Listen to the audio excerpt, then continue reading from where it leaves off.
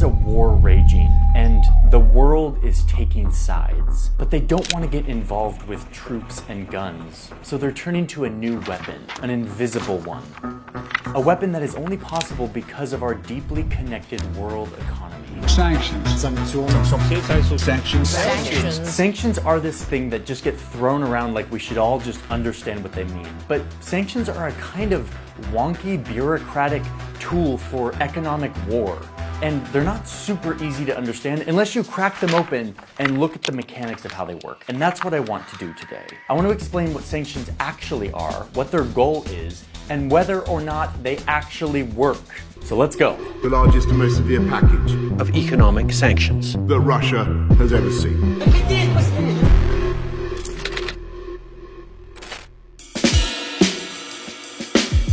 In the most literal sense, sanctions are this. A piece of paper, a bunch of lists that governments make. That is what sanctions are, bureaucratic lists. But this is a weapon of war. It looks a little bit different than the kinds of weapons we're used to seeing in war, but this is a weapon. I am looking at a list of hundreds and hundreds of names. People's names and their addresses, as well as their aliases, their birthdays, their tax ID numbers, and anyone else that is also on the list that they might be linked to. Here in the US, this list comes from an office that is focused on thinking about things that come in and out of our country. Sanctions are also this. This comes from the White House. And instead of people's names, it has industries and products like crude oil and liquefied natural gas and coal and alcoholic beverages and diamonds and luxury goods. And that is the point here. What sanctions are is a giant list of people and things that are not allowed to come into our country, or whatever country is writing the sanction. Oh, and the list includes the sale of US banknotes, like cash. Like you're not allowed to send like a pallet of cash to the Russian government, according to Joe Biden. Okay, but here's where it gets interesting. I want to tell you how all these boring lists of paper that were drafted up in the past few weeks actually translate into economic war, what is happening right now in the global economy. It's totally invisible. It's not like tanks and guns. You can't see it, but it's having a huge effect. And I want to show you what that looks like. The best way to do this is to look at Russia before all of these sanctions.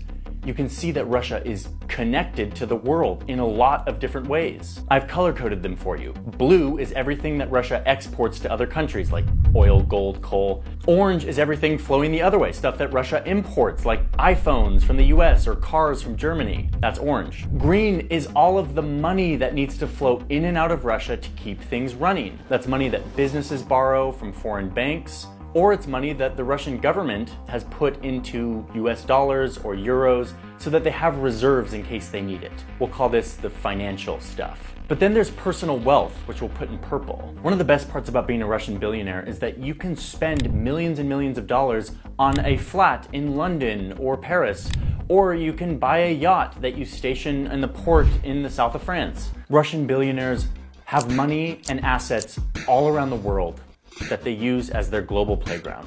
And then of course there's just regular Russians, people who fly around the world for tourism and business on airlines that are from many different countries. Those airlines fly over Russia in Russian airspace to get to a variety of destinations. So yeah, Russia is connected, like we all are, to the global economy. We trade, we move around, and everyone thrives. It's great. But then Russia invades Ukraine a few weeks ago. We are coming on the air because the war in Ukraine has begun.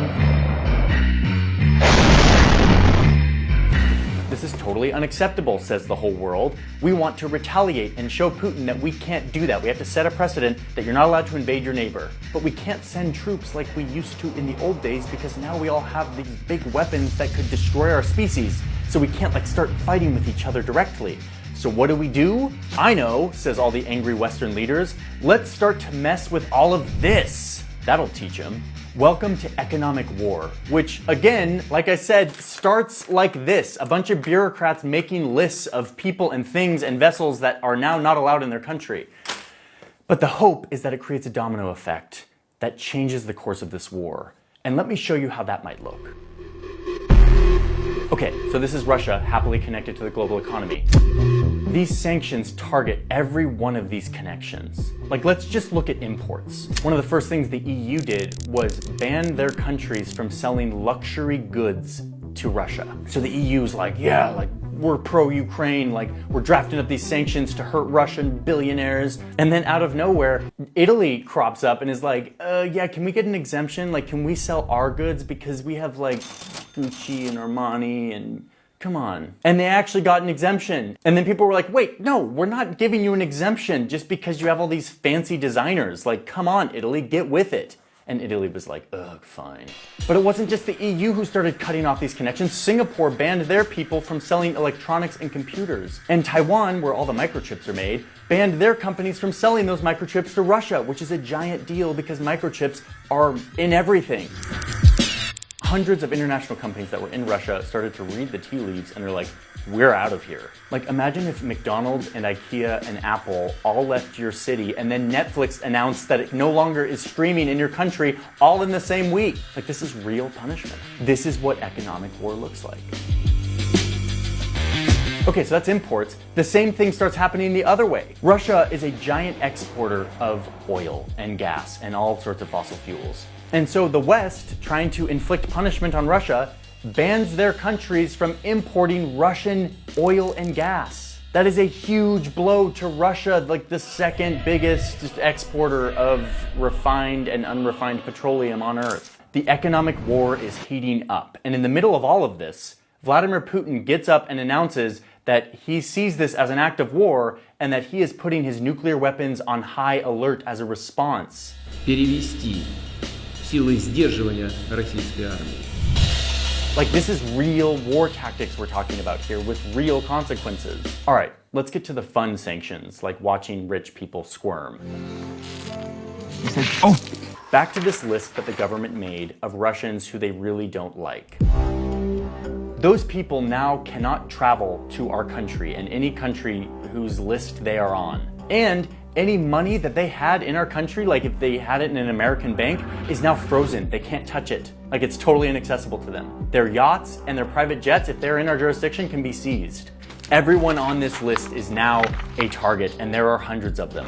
In fact, I've been deep in the OFAC sanctions list. There are 712 Russians on this list, in case you wanted to know. It's all there on the OFAC website. So going through this list, you kind of get curious. You're like, who are these people? I now know their birthday and their address and all of their aliases, but like, who are they? Are these war criminals? Are they like military generals or something? Well, no, there's actually a few categories here. The biggest one is probably Russian lawmakers. There are now 300 of them that are now sanctioned. But then you have a bunch of rich Russians who are the heads of defense, energy, and media companies. I see. Make the most powerful Russians uncomfortable, and hopefully they'll turn against Putin and get him to stop the war. That's the logic. And then you have this 26-year-old Instagram star who's also on the sanctions list. Wait, what? Ah, yes, Polina, the daughter of the very rich foreign minister of Russia who lives a very fancy life in London. And the UK sees this and they're like, no, you've got blood on your hands too. Put her on the list. And she's on the list. And now she can't travel to London where she has a bunch of money and she has a big fancy flat and she's stuck in Russia. She's on the list. This is happening to hundreds of rich Russian people.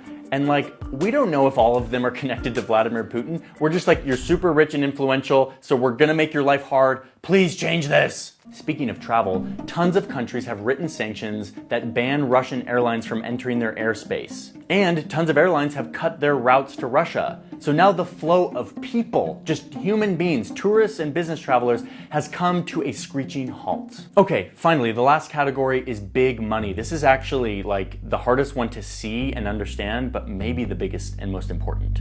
You have to understand that the Russian government holds on to tons of reserves in other currencies like dollars and euros and British pounds. They do this because if their currency, the ruble, falls, they can take their dollars and buy a bunch of rubles and raise the price back up and stabilize it. But now, all of their foreign reserves, their euros and dollars, are frozen in like American and like British banks. Do you want to build a snowman? The Russian government can't get their hands on their money in other countries. Okay, but the finance thing gets crazier.